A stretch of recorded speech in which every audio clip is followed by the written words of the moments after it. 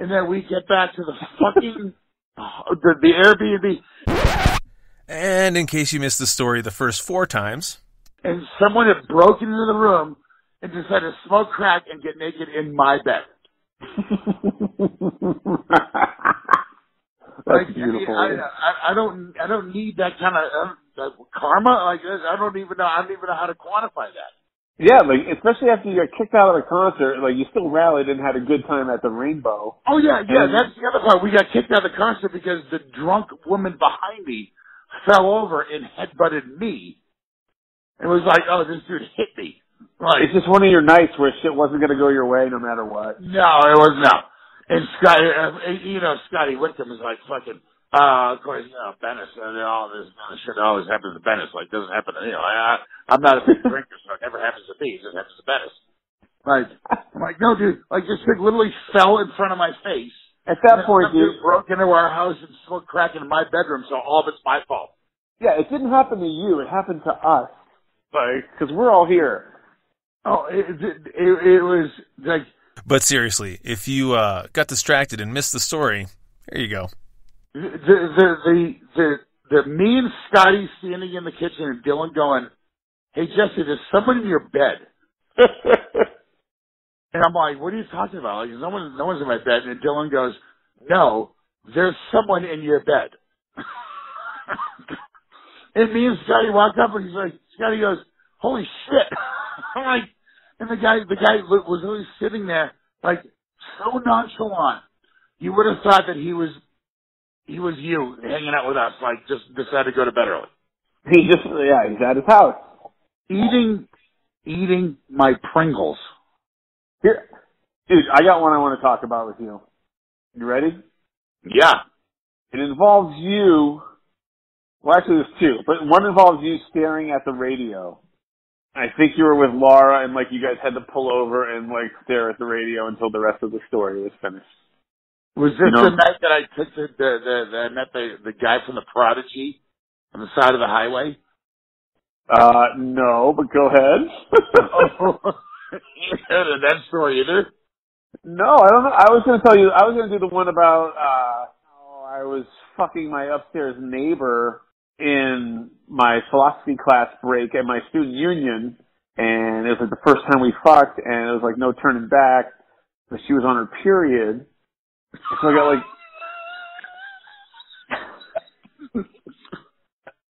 I got menstrual blood all over my long johns. You know the story?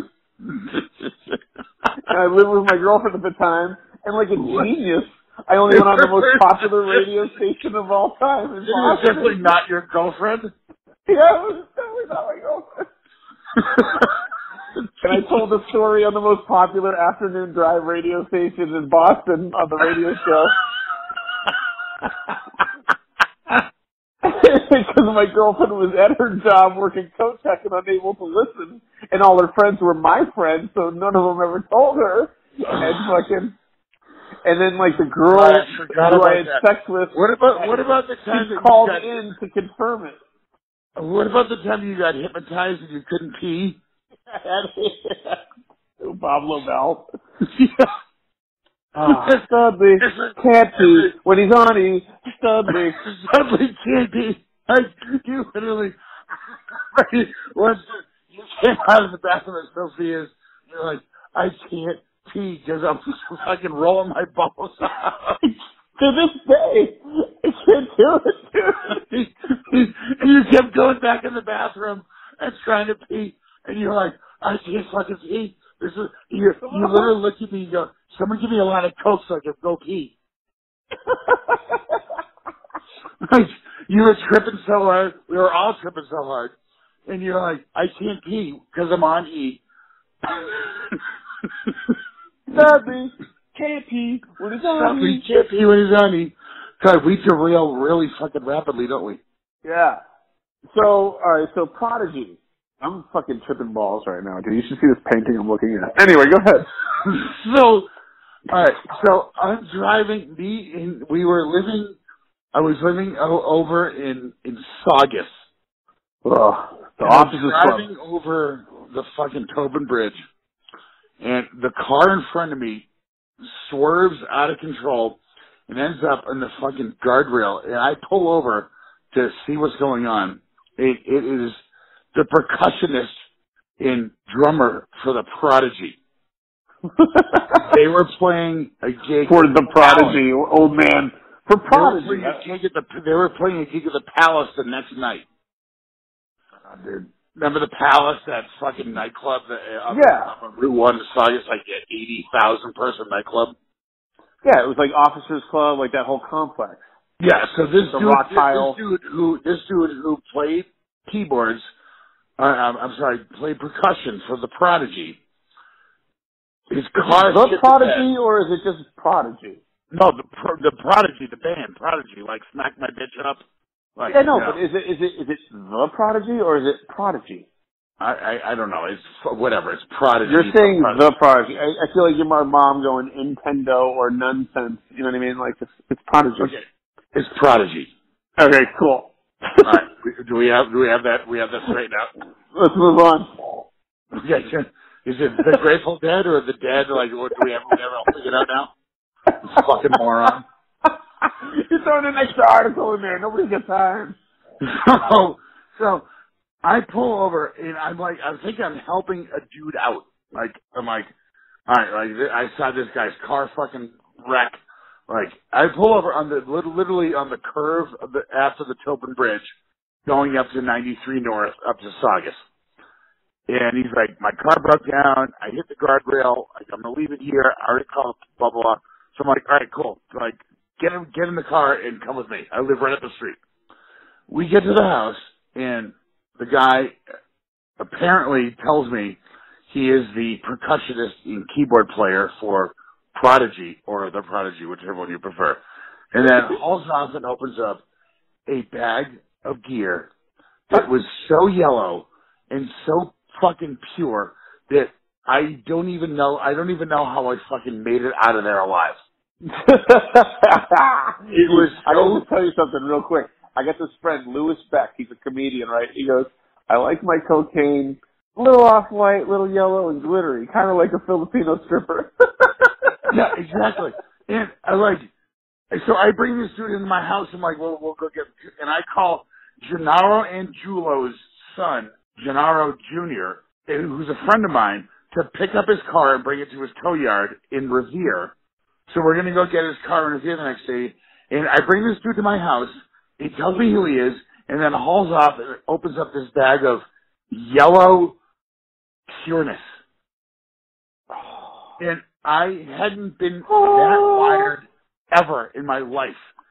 So we go before or after. So 9 a.m. rolls around. Dude is supposed to DJ at the Palace the next night. We stay up all fucking night long. We go to the Palace, still ripping fucking lines of yellow something. And then we all went to the Palace that night and stayed up for 3 days. And this guy would just pull. If I had not pulled over and picked him up, none of this would have happened. You would have had a normal life. None of this would have happened. I went to the Palace that night for 3 days. I was there for 3 days. I'm not even kidding. It was horrible. And by horrible, I mean amazing. Awesome. Yeah, I couldn't wait. Yeah. And I was, at the time, I was living and dating Laura, and she's like, I'm going to bed. I'm like, okay. And she went to bed, and he's like, hey, you want to do a line? I was like, yeah, no problem. Like, oh, okay, let's do one. And it turned out, after everything was all said and done, that was the dude. He had his drugs, and that's what went down. I gotta tell you, dude, Laura is fucking solid, because when I saw her in New York when I was doing the tour with Stormy, she said the dumbest thing in the world to me, asked me the dumbest question ever, but then did the coolest thing in the world. She's like, suddenly, do you still party? Which, after like 5 minutes of me laughing went by, she goes, oh, okay. She goes, here, do you still party? Like, no, I don't. No. Yes. Studley, do you party? Said no one in the English language ever. You should have said no and find out what her reaction would have been. Yeah, she probably would have been the one laughing for 5 minutes. So then she hands me a matchbook with a fucking bag in it and she said, here, keep it, that's yours. She gave it to me. Was it good? It was good and it was fucking plentiful. That's all you can wish for. Yeah, I mean, wow, I didn't do anything. This is great. I handed it back. He's like, just keep it. I didn't ask for it. I didn't pay for it and do anything. Like, all this yeah, stuff, like bullshit stuff. It's great. It has to be pointed out. Like, that actually happened in life. Very few, like, Coke moments like that have occurred in my life. And that would probably be the only time that happened. The other fucking cool moment was, like, once I was getting somebody some, and, like, I pulled my keys out and everything to get the thing, and then I go home and I realize my bag's missing. So then I called a girl. I'm like, all right, this is going to be the dumbest question of all time, but, I mean, give it a shot. Can you just check the bushes where I handed that to you? Because I think I might have one. Duh. It's not going to still be there because somebody would have seen it. B, if you find it, you're not going to tell me because obviously I just gave you one and you do it and it's expensive. Right. You know what I mean? But guess what? A, it was there. B, she told me about it. She gave it back to me. Couldn't believe it. That goes down in the history books. Did anybody lose a bag of blow? Yeah, I mean, he's the greatest Samaritan of all time. No one's going to walk around and say, hey, did anybody find a bag of blow that I found on the that I lost on the ground? So I'm at this girl's house in LA after party, fucking who's not my girlfriend, and like everyone's partying, like we're making out and shit like that. And I met this dude earlier, like, oh, you party? Yeah, I party. So he got his bag. He hands it to me. I do a couple bumps, hand it back, boom, boom, boom, hand it back, boom, boom, boom. And he's like, oh, hey man, you got my bag? I'm like, I gave it to you. He's like, no, you didn't. No, I definitely. I gave it to you. I gave it to you. Like, dude, I totally gave it to you. Like, when you know someone's that fucked up, you're like, dude, I totally gave you your bag. Totally gave it to you. And then you know you totally didn't give them the bag. Nope. Okay, so that is a move, but that's not me, dude. Like, I wouldn't do that. I wouldn't do that. Yes, you would. Why wouldn't you? Because I'm not a douchebag. If you knew someone was that fucked up and like, hey man, you see my bag of cocaine? And you have it, you're like, no, I don't. And you have an out? I would do it if the guy sucked. But, like, here's the thing. I genuinely, Jesse, like, the truth is even funnier. It's like, I didn't have it. And I'm, like, going through, I'm, like, I'm showing him, like, I'm pulling my pockets out, like, inside out. I'm like, dude, look at everyone. Were you actually fully looking for it? Dude, we spent an hour trying to track it down because I was invested. I wanted some more. I wanted more. The only reason I'm looking for your bag is because I want to do more? Yeah, of course. Of course. Like, I didn't steal it, but I also want to do more of it. I'm not a saint. You know what I mean? I'm not trying to steal your shit, but I would steal your shit because I just want to do more blow. Yeah, I want to go find this fee off of this shit. Let's find this shit. I know I gave it to you. I'm like, turn your pockets inside out. Let's go. Let's find this bag of cocaine so we can do it.